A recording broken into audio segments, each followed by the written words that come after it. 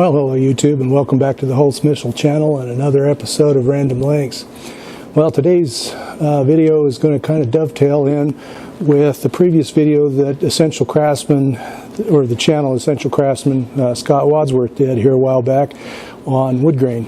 And today we're going to be looking at, in specific, quarter sawn and rift sawn grains and why they were so desirable. Now, we can often determine the age of, say, a piece of furniture like these seats here in the lobby of the Amtrak station in Spokane, Washington, on hand of how they were built, or better yet, what kind of grain patterns were used in their construction. Now, Scott pointed this out correctly, and I've pointed this out also in previous videos, that quarter sawn and rift sawn grains are the most stable because the wood has a tendency to shrink in its tangent. And so any slight variation in moisture content in the air will cause a furniture piece or a piece of wood to swell and shrink with that change. And what that oftentimes does is weakens the glue joints or stretches the joints, where joinery has been made, and oftentimes that piece will then fall apart. And so that's why modern furniture, for example, that is solid wood, doesn't last near as long as some of this old stuff. Now, here's a few pictures of some parts of these benches, excuse me, where there was some work done to them at a later time. Now, these armrests that are on these things were added at a later date. From the initial construction. I placed these, probably somewhere first half of the 20th century, so from, say, late 1930s to approximately mid-1950s is when these were constructed. And the reason I say that is after World War II, the availability of high-grade hardwoods just wasn't there anymore. And the mills also got away from grade sawing, and so the problem presents itself when you're cutting rifts and quarter sawn timber or lumber. You're sawing for grade, and so sawing for grade isn't just limited to the, nowadays is limited to the edger and the trimmer, where knots and so forth and other imperfections are trimmed out. But in the old days, when the headrig sawyer was still sawn for grade, he was looking to get that nice board out of that center of the log to make those nice vertical grain patterns and so forth. Now, oak, for example, is one of these species that really has a distinct feature, and it's called parenchyma. And in the slab grain, we don't see that parenchyma all that too pronounced. You do see it, but it's there as more or less as just dots or rays or small lines. However, when you go into a quarter sawn or a rift sawn pattern, then you see something like this.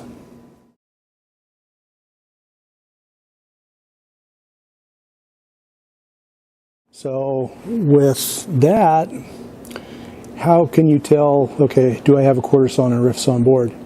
And that is real easy to tell, and that's by the direction or the shape of the parenchyma, how it lays down in the board. The straighter and flatter and the more area it covers, then that's how close the cut was to the exact geographic center of the log.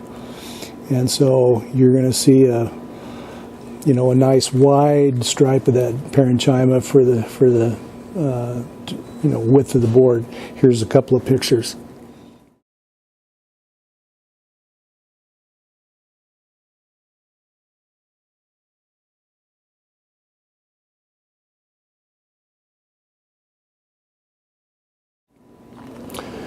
Now, other parenchyma patterns, for example, they get wavy and curvy, and of course that's due to the knots in the log and other imperfections, how the wood grows around it and so forth. And of course in the quarter sawn grain, you're going to see that exploited as well. So example, in Boise many years ago, I came into a project where a local craftsman had started doing trim work on an old house, an old lawyer's house, or this was for a law firm, I believe it was, and it was a house on Warm Springs Avenue, and you could see without any doubt where the old work was and where the new work began, and that was on account of the grain pattern. The old work was all nice vertical grain, beautiful looking stuff, and the new was all slab grain. And so the craftsman made a beautiful job of matching the profiles, matching size, color, shade, and the whole bit. But where he failed miserably was matching the grain. And so that's how you can tell, in some cases, the age of a piece is on account of the grain and how it's oriented and so forth.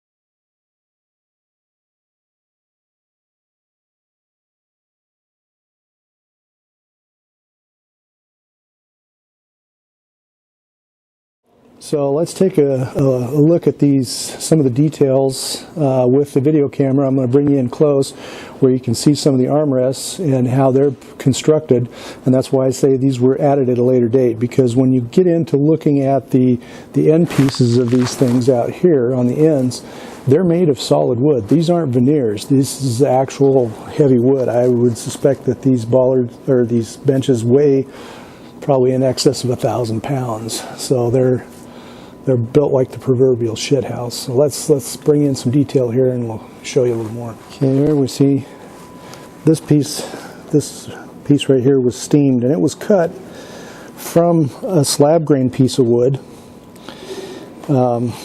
This was originally just a flat board, and the reason you can tell it was steamed is right here are some small cracks.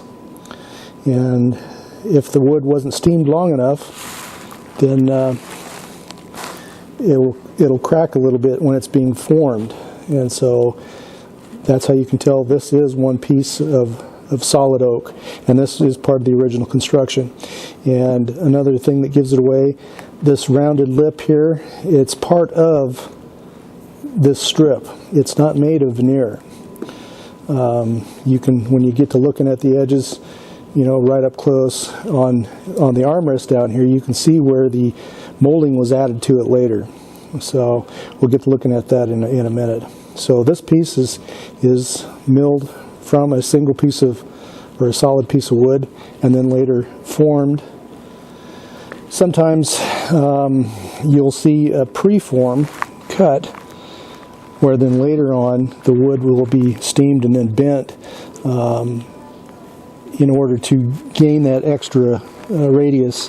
Otherwise you're going to have too much of a strain, and your grain is going to go into self-destruct mode if you try to bend it too thick a piece too far.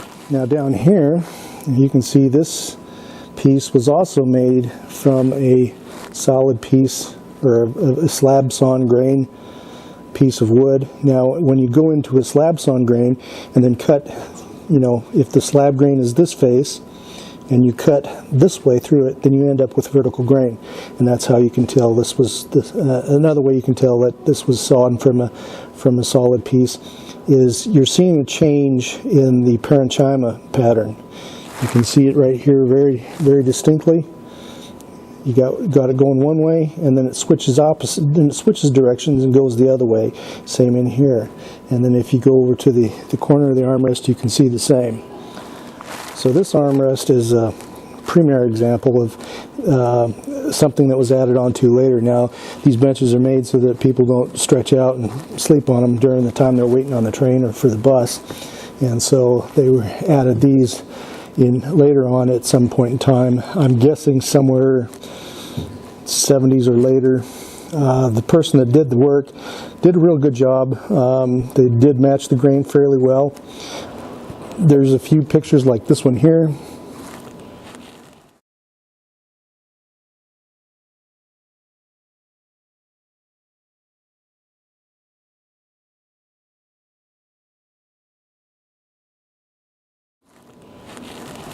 Where you can see they did use slab grain in the armrest itself.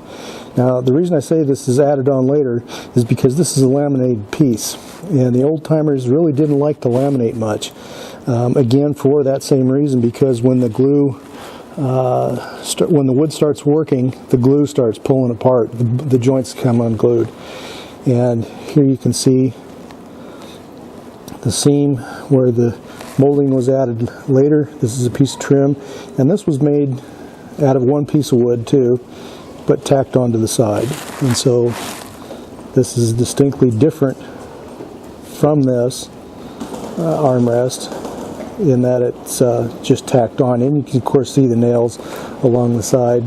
They did a pretty good job of hiding the nails, but with time and use, of course, the nails will shine through at some point in time. So how do we tell that something was added on to later or repaired? Now, when you look at these, we can see in here there's patina or crud or whatever you want to call it in the pores of the wood. Now, oak is a ring porous wood, meaning that with the ring structure you have the capillaries that conduct the water up to the crown from the root system. And so these start filling in with crap and crud over the years and give it this distinct look. Now, a newer piece will be a lot cleaner, and we just saw that on the armrest. And so that's, even with a matched grain, you can see distinct growth patterns and difference. Like this is a very fine grain. This newer stuff is, of course, a lot coarser grained, and so you'll see that distinct difference in the growth patterns of the wood. And so here we can see again seam, and we can see also a distinct difference in the growth structure. I mean, you can see here how the molding was tacked on, and you know, is not part of the armrest itself. It's actually, you know, a piece that was added on later. Well, YouTubers, I hope that kind of gives you a little bit better insight to the various grain patterns that you see in hardwoods, or in sawn lumber, I should say, and how they've been applied. Now, again, you can kind of gauge the age of a piece of furniture on account of the grain and how it's structured, how the artisan or craftsman structured the piece in order to accommodate that grain and make it work for him. Now, like I said before, you know, there's been a lot of changes in the industry over the years, not all for the better when it comes to sawn for grade. And so this isn't, you know, a kick in the ass to those out there who are sawyers, who know what I'm talking about, but I'm just stating the fact of the development of what's happened in the industry over the course of the last, you know, 50, 60, 70 years. Not all changes are good, well, I shouldn't say not all changes are good. Not all changes are often for the better. Sometimes we lose some of the knowledge that was gained over the course of many centuries of processing wood. And so, again, this channel is dedicated to kind of preserving that knowledge, and then two, passing it on to others. So if there's any details on, say, these benches that you might have, by all means, chime in the comment section below. It's always good to get supplemental information from the viewership.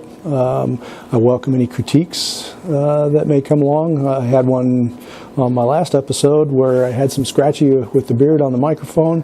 I couldn't hear it when I was doing the post-production on the computer, but when the video was posted on YouTube, boy, it really stuck out. So thank you to that viewer who pointed it out. I don't remember his name right now, otherwise I'd mention it. But a big shout out to that guy who was, you know, brave enough to step forward and say, hey, you know, wake up, dude. So that is definitely duly appreciated and stuff like that. If there's any other critiques and comments, by all means, put them in the comment section below. You know, don't be shy. And even if it is just to say hi or, you know, whatever, we do due diligence in trying to answer the comments and critiques and so forth. So anyway, we'll see you again soon in the next one.